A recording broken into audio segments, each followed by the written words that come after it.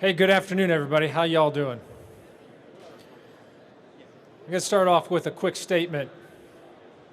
If you sweat, you die. That's the environment that we're talking about today, and our Canadian friends know this. That's the type of harshness, the harshest environment on the planet. And if something happens in that area or that area of operations or that environment, whether it's high altitude, high latitude, mountains, Arctic Circle, you're going to need a force that can operate, thrive, survive, and fight and win in that environment. And that takes time, that takes training, that takes resources, and it takes a focused effort. And that's what we did when we came up with the Arctic strategy as a Department of Defense and as also the Army. The 11th Airborne Division was brought back to life a little over a year ago for that purpose. Not only to be a contingency force for Indo-Pacific, but also be the Army's Arctic-capable, high-altitude, high-latitude, mountainous terrain force. Those of you who've been in that type of environment, it is different. We have a saying in Alaska, it's different here. It's very, very, very, very cold in certain times of the year. And that requires different resources, different type of soldier, and a different type of equipment than the rest of the Army uses. And so we are a strategic force on a strategic location made up strategically for that purpose. So as I mentioned earlier, we in the 11th Airborne have to be both in the Indo-PACOM, provide forces and contingencies for everything from jungle to desert to mountains to extreme cold, but then also have to be able to support Arctic capable environments outside of Indo-PACOM. And you're like, okay, that's a lot to do. It sure is. We stay very busy. We stay aligned a lot with our Scandinavian partners in Finland, Norway, and Sweden. We stay partnered with our Canadian allies, but then we also do exercises all over the world as well. So this year we're doing 18 separate exercises. I don't think any division is doing more than that. But try to focus on the extreme cold environments across Indo-PACOM, i.e. Mongolia, Himalayas in India, we just did an operation with them, Korea, Japan, northern Japan, but then balance that with our Arctic requirements with some of those other nations. So what I want to do to start off with is, before I introduce these guys real quick, is to show you a quick video.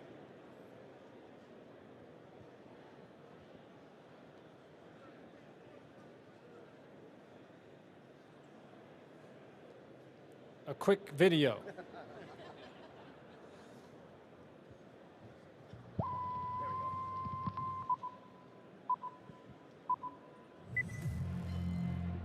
The division's legend began during World War II as the 11th Airborne defined division-level airborne operations for a generation. In 1963, the division returned, this time as the 11th Air Assault Division, developing, innovating, and inventing modern-day air assault. On June 6, 2022, the 11th was called upon once more to again succeed on the edge of the impossible.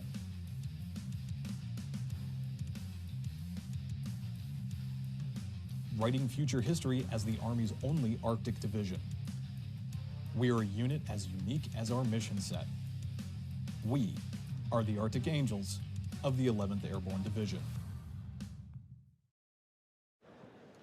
Okay, once again, I'm Brian Eifler, Commanding General of the 11th Airborne Division, Arctic. I got with me Sergeant Major Vern Daly, my Command Sergeant Major, and from DevCom, I've got Mr. Tamilio, who helps us fill in the gaps of our resources that we need for the Arctic. We're not new to the Arctic. The Army has been in Alaska, for example, for the last just about over 150 years. And we had a division up there in the past. Some of you may remember the 6th Infantry Division, and that went away. And then for the last couple decades, our focus has been rotating forces out of Alaska to Iraq and Afghanistan. And with the close of those two wars, we refocused our efforts with the help of our allies and partner nations in the Arctic, to get back to our Arctic ethos and build those Arctic calluses that we need. So if we have to go in that harsh environment, we're ready. And that's what our focus is. Has anybody here, by show of hands, been in temperatures below zero?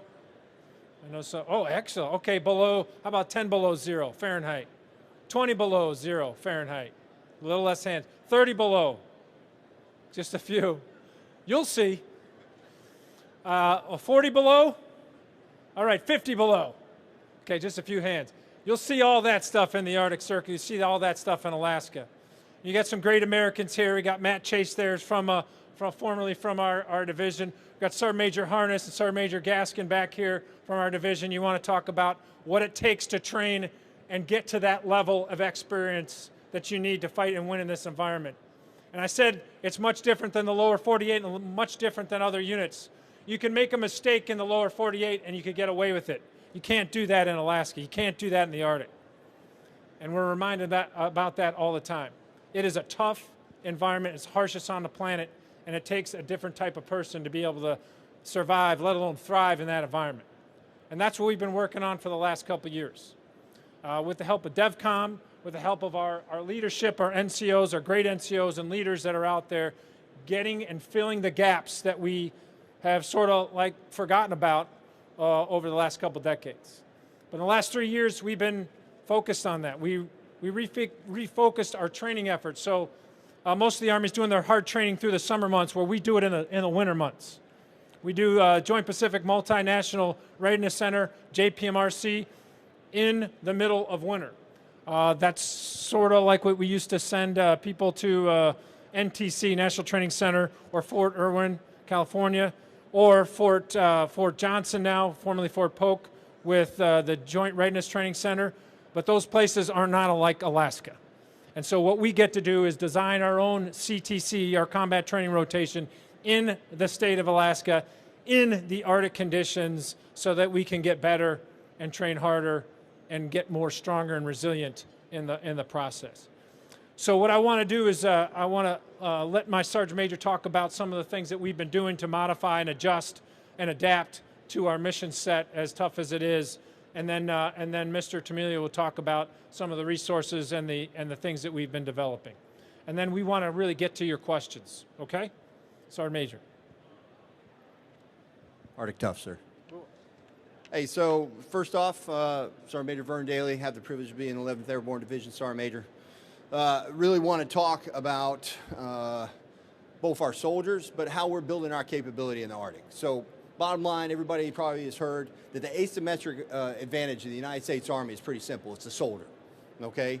The soldier is what closes that final 100 meters, all right, and wins the battle for us.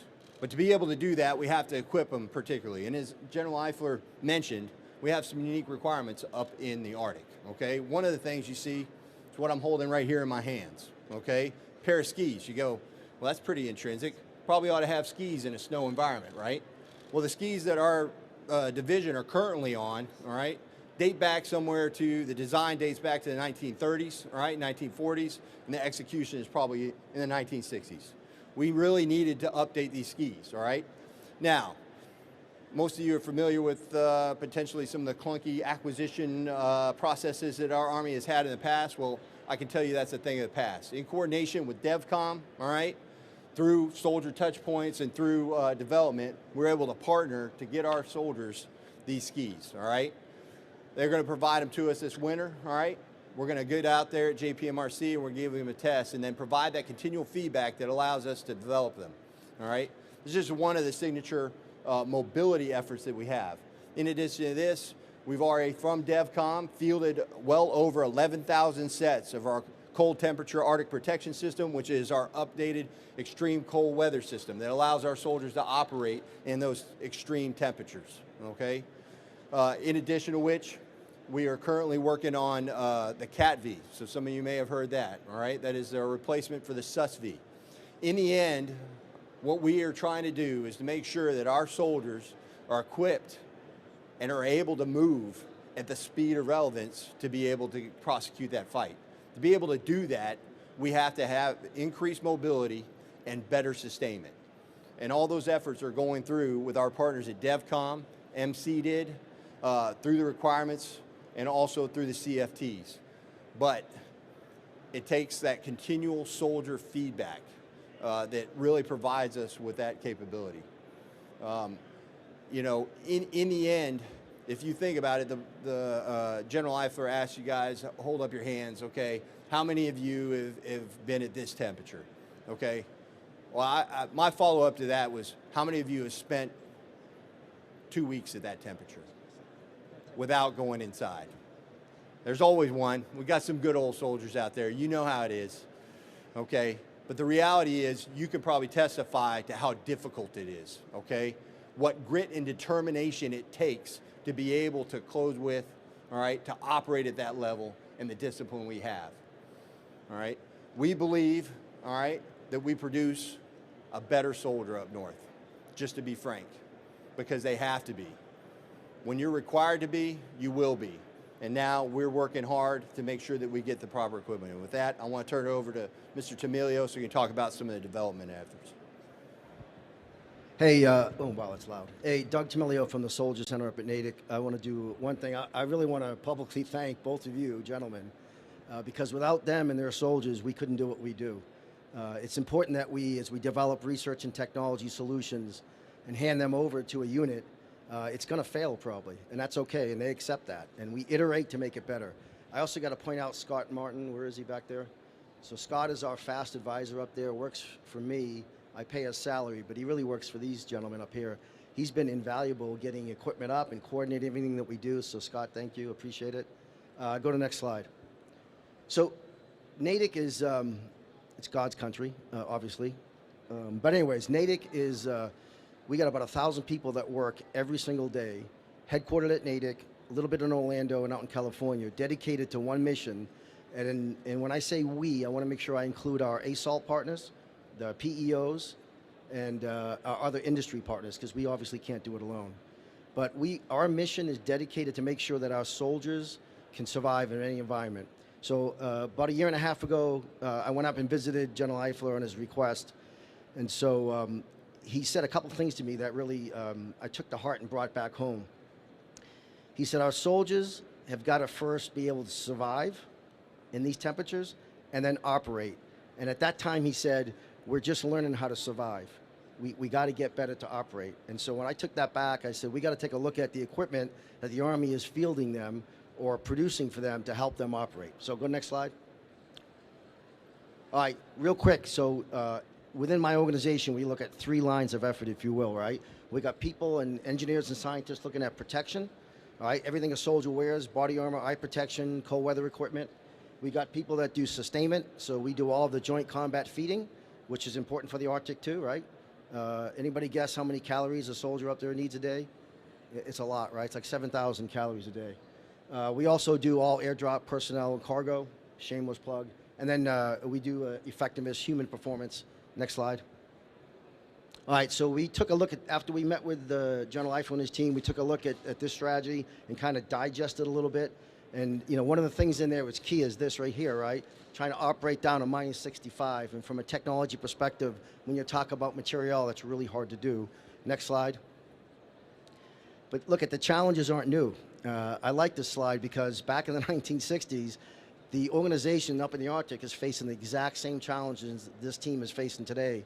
And we talk about material, right? Over snow mobility, combat feeding, shelters, heaters, all those things. And frankly, some of the things like heaters probably haven't changed much since the 1960s. Next slide. So I'm going to just hit a couple slides, some key points that we've done with our partners to get capability into their hands as quick as we can. And I'm really proud of what the Sergeant Major talked about, which is the CTAP system. So look, this replaces EQUIX. This program has been ongoing for a couple years up at Natick with our industry partners to develop a system that could get down to -65 degrees, less bulky, less layers. And we were able to achieve that. And the Chief of Staff of the Army came out and saw this about 1.5 years ago. And he said, I want that in the 11th. And he did a directed requirement. And then our brother and PEO soldier was able to take that and procure enough sets for both brigades. So fantastic. That's up there right now. We're learning a lot from it, right? It's an LUE. We're going to make some improvements, but the good news is that's a program of record for the Army. That'll be, premier cold weather equipment, I think, in the world. Next slide. Sergeant Major already talked about the skis, right? I mean, if you ask every soldier up in the Arctic what ski they want, it's a different ski, right? And so to take all those requirements and blend them together to get what we think is probably going to be the premier ski for the Arctic, it was a quick feat, but it was a hard one to do, but we appreciate the work we did. The other thing I want to talk about is this casualty care solution. So at minus 40 degrees or around those temperatures, if you take a casualty, the odds of you succumbing to the injury or hypothermia, right? Hypothermia is probably going to get you quicker. And so the team up at Natick developed this sleeping bag, if you will, but it's a casualty care bag. And it's very unique. It has a system in there, a layered system to remove the fluids from the soldier. It has pockets that you can put heating elements in, both electronic or, the kind you break open, thermal. And it has pockets where you can get in and work on the soldier but not expose them. And then it's liftable, right? And it's sleddable. So we built 30 of those. They're going up this winter for extended evaluation. Let's go to the next slide. Okay, 3 things I want to point out on this that I think are important. This first one, which they haven't even seen yet. When I came back the last time, we challenged the team because we found out the units, their batteries were freezing before they could even use them. And so if you're on a Accio sled and you're a squad and you're pulling a sled and you got batteries, you're combat ineffective. And so we took some technology that we did for Afghanistan and Iraq, which was to keep plasma cold in a bag. We re-engineered it, we modified it, and we now have a bag that can go down to minus 40 degrees on one battery and keep, I think it's 9 BB 2590s and 18 conformal batteries warm enough to be used for 72 hours. And that's pretty significant. And we're making a whole bunch of those and get them up to you this winter. And just to put into context, if you have your cell phone with you and you take it out for 2 minutes, it'll go from 100% to 0 in the temperatures we're talking about. So battery life, keeping the battery warm to use is a huge impact for us up there. Yeah. So we think that'll make a huge improvement. And again, it lasts for 72 hours on one battery. So if you use another battery, you can get extended periods of time. All right, the next thing I want to talk about is this Arctic Casualty Evacuation System. This is for the medics. They kept asking us that, hey, look, before we get a soldier to a casualty collection point, we might have to work on that soldier, and we don't have any tenters or anything to do that. So my team developed quickly this tent system that we've prototyped. It's got some unique features to it, but it goes up in under a minute with one person, can cover a casualty with 2 people inside. We also have a little heating system that goes with it. And the idea is that would go to a medic team, they get it out, get them in that casualty collection bag, and then get them to a collection point eventually. The last thing is this system here. It was a joint project we worked with the Marine Corps. The Marine Corps wanted an expeditionary feeding system to heat tray rations up to feed a company in under an hour. And so we looked at what was available on the commercial side, and frankly, 90% of that is commercial off-the-shelf equipment that we put together, tested the Marine Corps. It was so successful that we demonstrated it to the 11th. They love it. We're going to modify it a little bit and then bring some more up this winter for further evaluation. Next slide.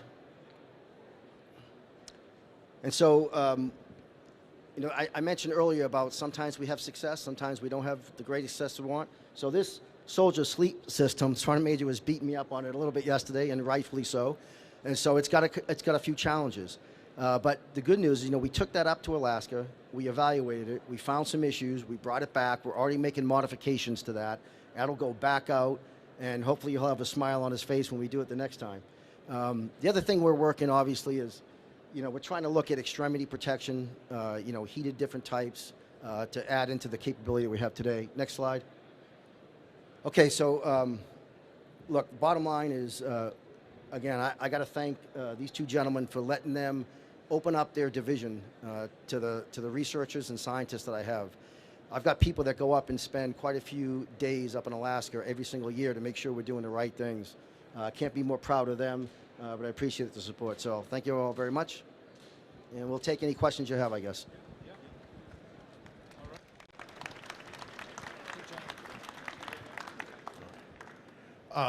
Gentlemen, thank you for doing this. let me ask, going a little bit higher in altitude, even than you guys go, how about comms and other heavily satellite-based systems, ISR, PNT, and long-haul comms? In some of those extreme altitudes, I mean, the Army goes a lot of places with bad coverage, but some of those extreme altitudes, normal satellites don't even reach. And that's not a problem you can probably solve out of Natick. Although, yeah, so I'm curious how you guys are, A, working around that in the near term, and B, if there's a long-term, materiel or commercial market solution given all the stuff that's happening in space lately on the commercial side. Have you heard of Starlink? Yeah, so for some of the issues, I'll talk specifically satellite, and I'll let Mr. Tremilio talk a little bit about it. But for satellites, as you go further up into the northern, most of our satellites go around the globe, around the equatorial. They don't go over the poles, and so the further you go north, the further away you get from a satellite. And so if you were trying to get satellite TV up in the Arctic Circle, your satellite dish would be pointing right down along the ground. Because that's where it's going to get the satellite, maybe if it's not obstructed. And the further you get north, you're out of the range of those satellites. So Starlink, and we're doing some more innovative techniques, but that I won't talk about here. But Starlink is another company, Iridium, that has a network of satellites that are polar orbit. And so if I was going to show you a map of the Earth with all the orbits on it, and the thousands that are going around the equatorial, and you'll see a handful going this way. And that's part of what he's talking about. And that's some of the things that we're leveraging. We're leveraging the technologies that's out there so that it can be secure, but also line of sight is very important. What we found in the Arctic, as some of our Arctic neighbors know, the older the equipment is, the better it works. The more technology you have, the more challenges you have. You pull out a tablet, if we want to use a tablet or something like that to do fires or planning or anything like that, and if it's exposed in that temperature, it's gone. At certain temperatures, just the ambient air hitting it will crack everything on it. Much like I had a truck that had anybody have a truck that has automatic seat movers? Adjust your seat with automatic. When that thing goes, guess how much you're paying for it? I'd rather have the lever that I can just move and slide it up with my butt, right? That's never going to go bad. And that's exactly what we're trying to get back. So sometimes the technology is our enemy. And what we found out is FM comms done right with some of the systems we had are actually better. Does that add limitations to what we can do? Absolutely. But we do a lot more challenging techniques to overcome some of those challenges in the Arctic. And I tell you what, and the Sergeant Major will tell you too, it's our soldiers and our leaders that have been up there that figure things out. And it's just like most of our soldiers in our Army. You give them a hard problem and they have to live in it, they're going to figure a way. And that's what they do up there. And that's why I say it's a little bit harder up there. If you can survive and thrive in the Arctic, you can do it anywhere, because I think it's the hardest in the world. But that's some of the things that we're doing. And quite honestly, the Army likes to give everybody the same communications gear. Like everybody gets the same this, everybody gets the same of that. It doesn't work in the Arctic. A lot of the equipment is not function well. You think of hydraulics and things that freeze. Metals sort of changes at like 15 below zero, right? That's why they don't operate chairlifts at 15 below zero, by the way. There's a lot of things that if you don't know about, a lot of you people that raised your hand talk about, you know what I mean when I say you take off your gloves in that type of temperature, 30 below, you're going to spend the next 10 minutes warming them up somehow, and that's going to be your priority on the planet. Little things, hey, I'm just going to adjust my ski boot or something like that in your bare hand. You're not going to do that twice. You're going to learn the hard way. And most people don't understand that. I'd like to tell a story about changing the windshield wipers. It has nothing to do with communications that you're talking about, but it's talk about adapting. If you're going to change your windshield wipers at 30 below zero, you're going to look for a garage. You're not going to do it in 30 below zero. And that's sort of and until you've experienced that and seen it firsthand, and a lot of our soldiers that come out there get to do that, you really can't explain it. And so the great thing about Mr. Tremilio and a lot of the things that we do in Alaska with the 11th Airborne is the soldier touch points are absolutely critical. For everybody in this building right now, we don't always get that right. And we'll build a Corvette when we need a truck, right? The multiple touch points that we have with his organization make sure we get what we need. We've been trying to build a ski for 50 years. 50 years, 5 decades. And we're finally getting something that we need and that works. It takes that type of engagement. Nobody else in the Army is doing this type of thing. Nobody above us is doing this type of thing. When they want Arctic expertise, they got to come to Alaska for us. And if they don't come with us, I'm skeptical of the equipment that they're using or making us use. So we have a lot of the communication folks come to Alaska to try to figure that out, because most of them don't have to figure it out. Our communication signals units that are in Alaska are doing things that nobody else is doing. Does that make it harder to keep up with the Army on some of the IT? Absolutely. He's asking if it makes it harder for us to keep up with the rest of the Army. Yeah, I mean, communications across the Army, right? We have a problem with that a lot with our IT network. Some people have this, some people don't, some people have other things. And then we need something completely different sometimes. So that's a big part of our requirements process, but I just want to give you an opportunity to... Thank you, sir. So, hey, I just want to make sure, in full disclosure, that the Soldier Center is not the only center that's helping Alaska, right? So GVSC is got a part of that, obviously. Armament Center, C5ISR, everybody's fully engaged to make sure that whether it's satellites or boots, today was mainly focused on soldier equipment, right? The other thing I want to say, which I think is important, that look, anything I do or we do, not me, but everything that the organization does to support the 11th is good for the 10th. It's good for any organization that's kind of operating in extreme cold weather, right? So, thanks. Yeah, and to be clear, I want to make sure you understand the complexity of the question you just asked. Because in the end, we're required to operate both at high latitude and high altitude. All right, those are two separate conditions, all right? And they do not talk about the tyranny of distance that is in an Indo-PACOM.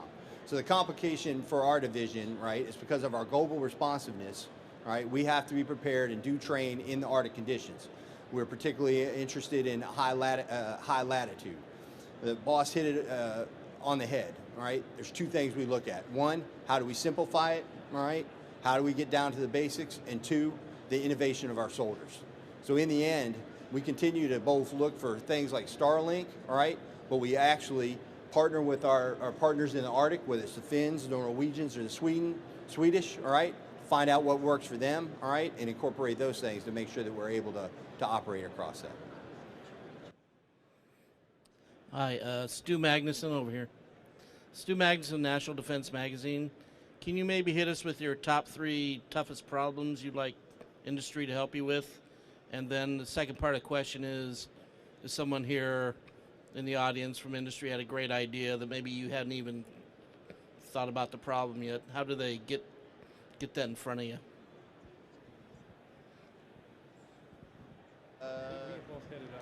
Yeah. Top 3? Yeah. Well, I will tell you one of the biggest, toughest challenges that we have is the coin of the realm, which is energy. How do you sustain yourself in these Arctic conditions? We talk batteries, the challenges with batteries, right? There's a ton of that. We've had all sorts of industry, including Elon Musk and his team up there, trying to figure out battery-operated cars and insulating cars. Some of the vendors here are working with that, insulating the battery and trying to figure that out. So, and then a sustainable, like, how do we sustain ourselves with that energy? So if it's some type of a fuel or something, how are we staying heated, warm? You got to have some sort of fuel. And that creates a logistical chain, right? And so we're always looking for new and innovative ways that we could, sustain ourselves with the fuel that's easy to move and resilient enough to survive in those conditions. Solar power is good for part of the year, but as you know, in the Arctic Circle, by definition, you're not getting light in the winter. So you have to be very resilient in that. Some of our heavier equipment, I'm not going to get into too many details, but some of our heavier equipment does not function well in the Arctic. You talk about 777s, the artillery piece, a lot of hydraulics to that. It starts having some challenges at freezing temperatures. we're talking, but we're 30 below. So it's much more preventative and stuff like that. So we need the Army to start looking at like what will work in the Arctic, and it's not necessarily the same answer that will work everywhere else. So the innovativeness and the priority for providing resources probably would be number 2. And then number 3 is we still need people that are tough enough and resilient enough that can thrive in this environment. It's not for everybody. But I will tell you, we have people from the continent of Africa, we got people from Puerto Rico, South Florida, that absolutely love it in Alaska. But I think we have to look at what's the best way, how do we get people to Alaska that will fit in that environment and thrive in it? Because sometimes it just doesn't do well. People do not do well with lack of light or the extreme cold temperatures, but bringing the people that really want, and we don't have a problem with getting a lot of desire to come there. So that's really good, but we also want to make sure the right people are coming there for this mission because it takes a little bit more toughness and grit. Hopefully that helps. And then what was your second question? I'm right here. You see me afterwards. But you can also reach out to DevCom, and you could, I mean, we're always available. I mean, we really are. People come to see us all the time and talk to us about ideas. So, did you have anything else? Yeah, I mean, to lay it down to 3, you broadband it, all right? We broadband it to sustainment, all right? That's where DevCom falls in a lot. You heard about field feeding applications, you heard about our batteries, you heard about the rest of it, all right?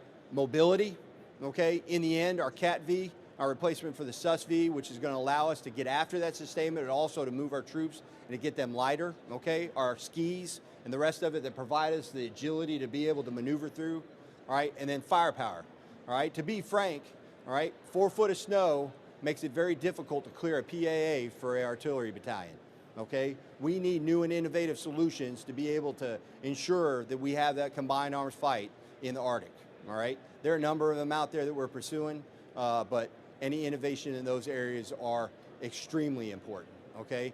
And all of them tie across, right? And as I'd like to highlight, as Mr. Tamilio said, we're not just in partnership with Mr. Tamilio, but across the acquisition and ASALT structure, all right, with C4ISR, with PEO Soldier, and with a number of the others to get after the ISRs and the rest of it. But if you ask for those three priorities, those 3 bins are where they fit in. Hey, to industry partners, I mean, so I've spent the last couple days walking around talking to industry partners, those that I know and some that I didn't know. And so if you've got what you think is an innovative solution, not only for the Arctic, for anything, that it deals with a soldier, please send it my way. We'll take a look at it and evaluate it. Well, we got one over here. Go ahead, sir. Well, yeah, won't we? Go ahead. Given how hard it is to survive, what is the nature of the adversary we're expecting?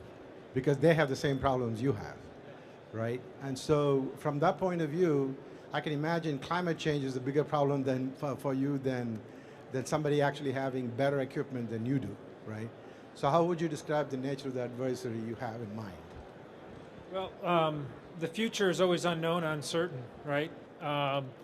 But if something happens in an extreme cold environment, there's going to be one force that you got to call, and we're that force, and we got to be ready for it, and that's our challenge. I'm not sure. We could. I don't think it's a friendly combat environment. Like, I don't think it's 65 below. You're going to do anything other than try to stay warm, and whoever can stay the warmest wins. I don't think you're fighting in that environment. You're fighting to stay alive. But maybe a 30 below.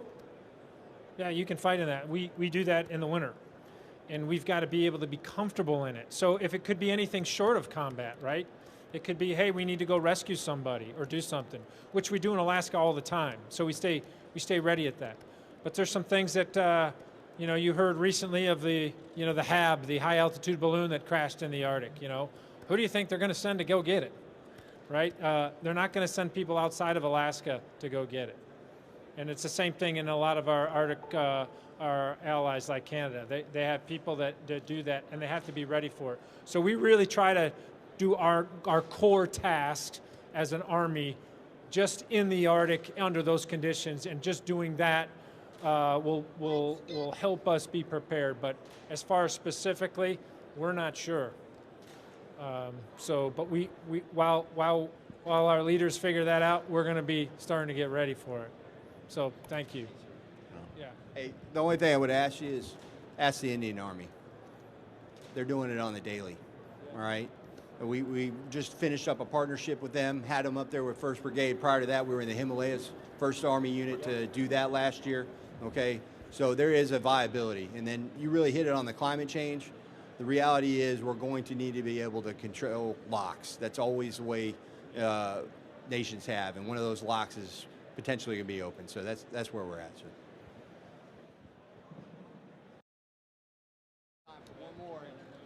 Yeah. Let me, a double-edged follow-up. One is we've talked a lot about cold weather. We haven't talked a lot about extreme high altitude. I know there's, just oxygen problems. The body wants to die at certain altitudes because there's not enough oxygen in the air up there. Could you address that overlapping question? Is there a robust COTS market for, high altitude and cold weather gear from, extreme forts type of folks? Or is it going to be a lot of bespoke equipment like the skis that you have to develop in-house?